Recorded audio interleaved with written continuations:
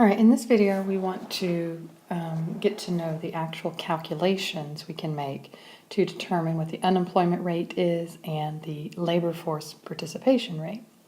So I've got part of the chart that I had in the last video with the different categories, and I've just put on here the parts I need for these calculations. Let's go ahead and make some numbers up here so we can actually do the calculation.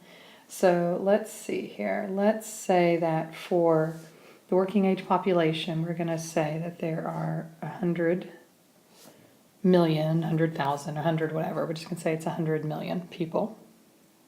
Of the 100 million people, let's say 70 million are in the labor force. So that would mean that 30 million are out of the labor force, and of that 30 million, you would classify it into those not available for work, those who are available for work but are discouraged workers or have some other reason why they cannot work. All right, so we have 70 million in the labor force. Of the 70 million people who are in the labor force, we now have to break it down between employed and unemployed. So let's go ahead and say 65 million are employed and therefore 5 are unemployed. All right, so if that's the data we have, let's go ahead and do a calculation of the unemployment rate first. The unemployment rate is the number unemployed divided by the labor force, and then you times 100 to make it a percentage.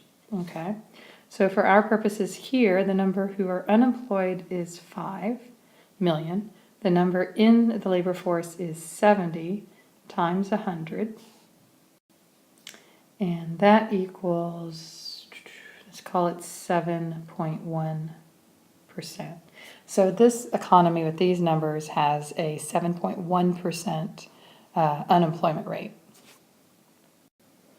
The labor force participation rate is calculated in a similar way. It's just obviously looking at slightly different data. So what we've got to focus on is not how many people out of the labor force are not working. That's the unemployment rate.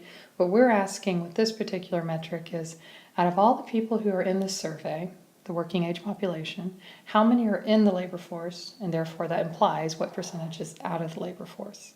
So what we want to look at then with labor force participation rate is it's going to be equal to the number in the labor force as a percentage of the working age population, and again times 100 so we can make it a nice little percentage.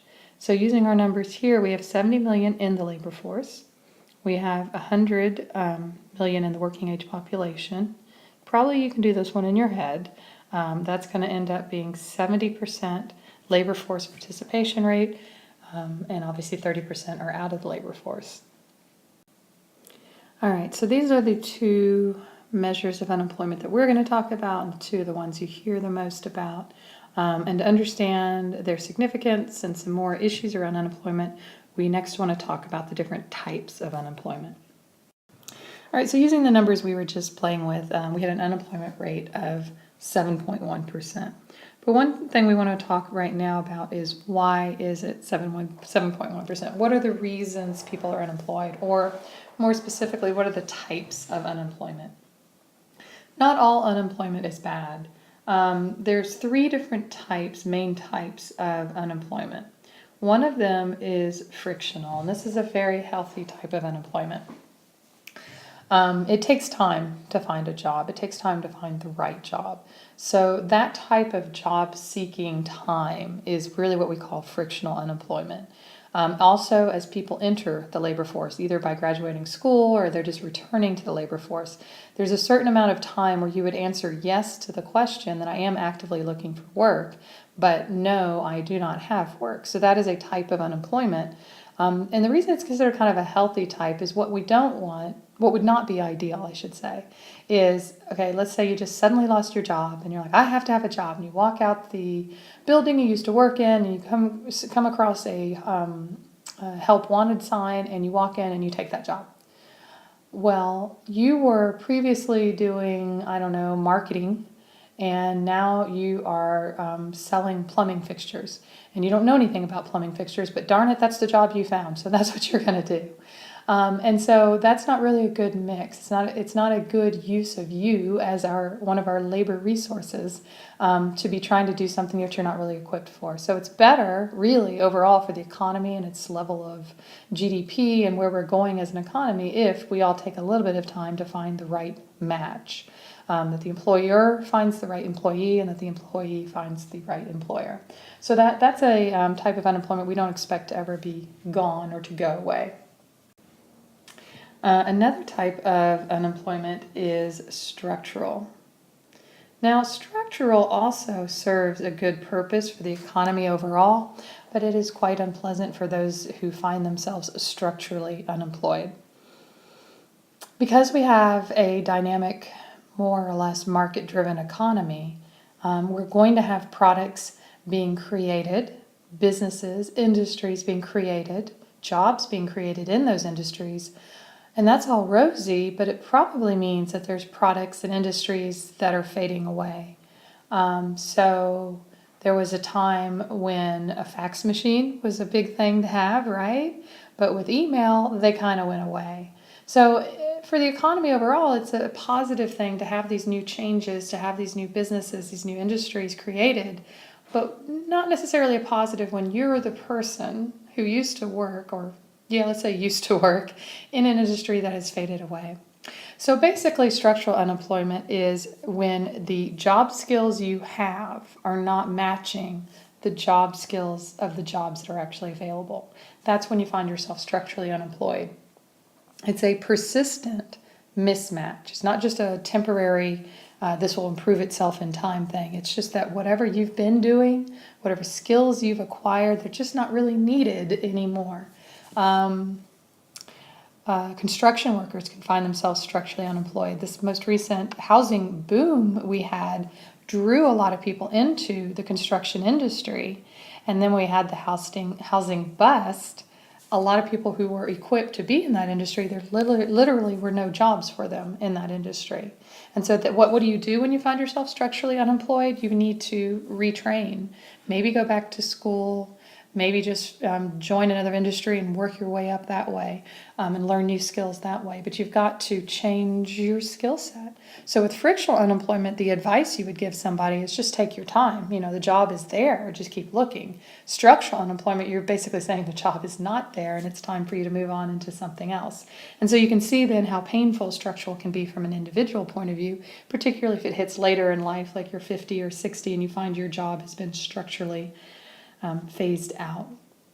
And then the third type we want to talk about is cyclical unemployment, which is simply unemployment that is associated with the business cycle. Your advice here would be a little different than the structural. With the structural, you're saying, your job's not coming back. With the cyclical, you could say, well, the only reason you don't have a job right now is that the economy is slow, the production is low, they've laid people off.